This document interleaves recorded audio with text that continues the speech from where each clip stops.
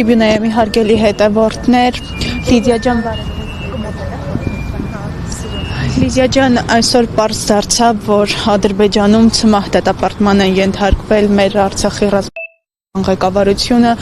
ու այստեղ զուգահեռ տեսնում ենք այս տարբեր դատական գործերը, ընդ որում նաև եկեղեցու ներկայացուցիչների դեմ ուղղված այս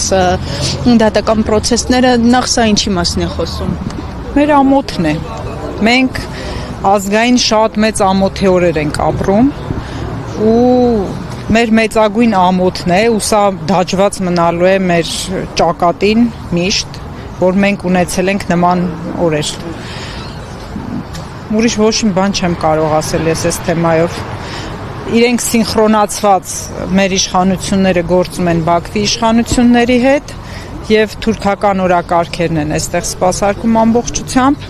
եւ այստեղ մեր եպիսկոպոսների եկեղեցու դեմ կատարվող այս ամեն ինչու է այնտեղ մեր ռազմաքաղաքական ղեկավարության ու մնացած անձանց ցանկացած հայի դատապարտում Ադրբեջանում դա արդեն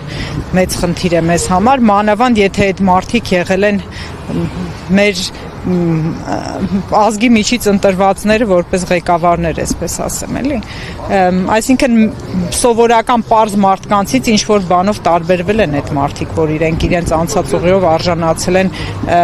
լինել Արցախի առաջնորդ մանավանդ։ Ու հիմա այսօր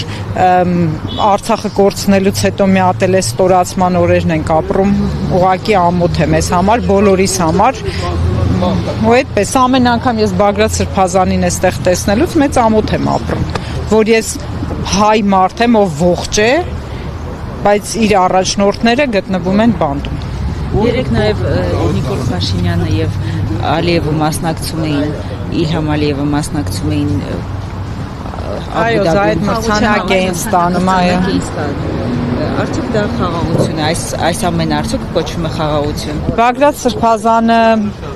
իր նամակի մեջ Երեմիա Մարգարեին էր մեջ բերել,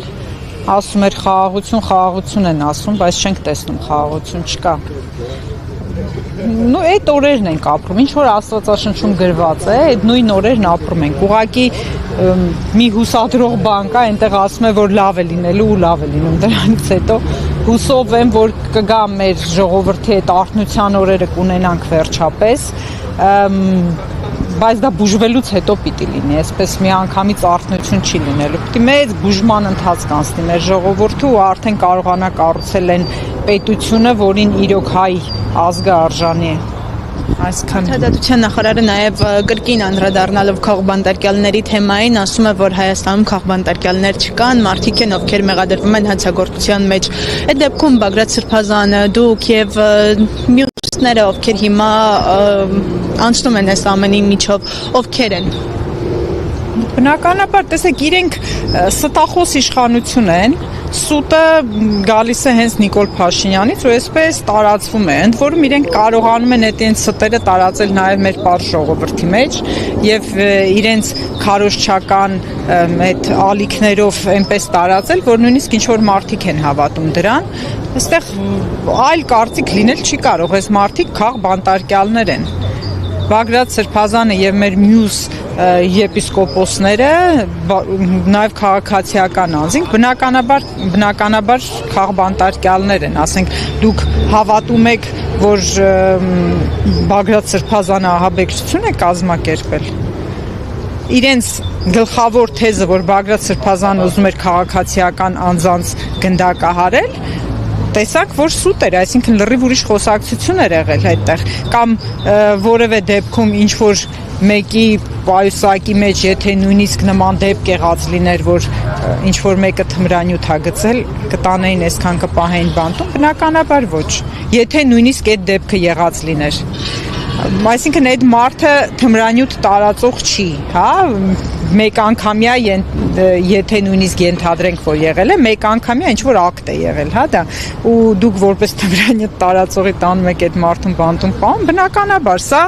մեր եկեղեցին ճնշելու միջոց է, որովհետև մեր հավատքը ու եկեղեցին այն հիմնասյունն է վերջին մնացել, որը պահում է մեր ազգին, որպես հայ, իսկ իրենք ուզում են այստեղ լինի Հայաստան անունով ինչ-որ երկիր, որտեղ կապրեն բոլորը ու նաև իրենց հետ կարող են ապրել նաև հայերը։ Այսպես, շնորհակալ։ Տրիբունայումի հարգելի հետևորդներ, այսօր կրկին շարունակվում է Բագրատ